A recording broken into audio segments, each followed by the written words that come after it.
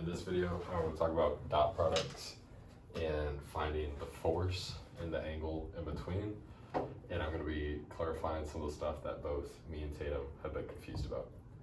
So for just kind of outlining what some of these variables represent, a force vector is represented with this little line and angle over it.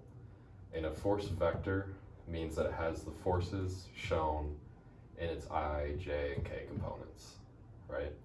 But that's broken down from a force magnitude and an angular component. So force magnitude and an angular component. That's like when we look at a graph and it shows us our I, J, and K like distances, and then has a magnitude of that force. What then we usually solve for is the force vector, which is like the forces in our I, J, and K. Or we can do that the other way around if we're given a force vector and we need to find the magnitude and we're given like any of these distances. So this is just like what I'm explaining. The force vector is the force and the angular component. Okay. The angular component we find is this equation that we've worked a lot with before. I plus j plus k over the square root of all those squared. That's simply how we find the angular component. Okay, so that's clarifying those two concepts. But then on top of that, what we've worked with recently was the dot products and the cross products. The cross products are something else that we use, which we can use. Do we use cross products between these? I believe. I think so. I think no, cross products are for moments. Cross products are for moments. When we want to find the moment at a distance, because we do the distance times the force, Yeah. I believe. I think that's correct. So, but what I'm clarifying here is dot products. That was what I was trying to expand upon, but I'm not certain. So I'm just going to go back to dot products and look at that in a little bit.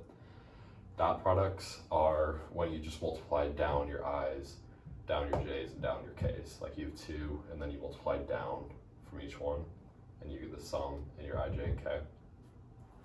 So that's represented by this little dot, and what we can use that for is the dot products for finding the forces along a component or the angle between two vectors.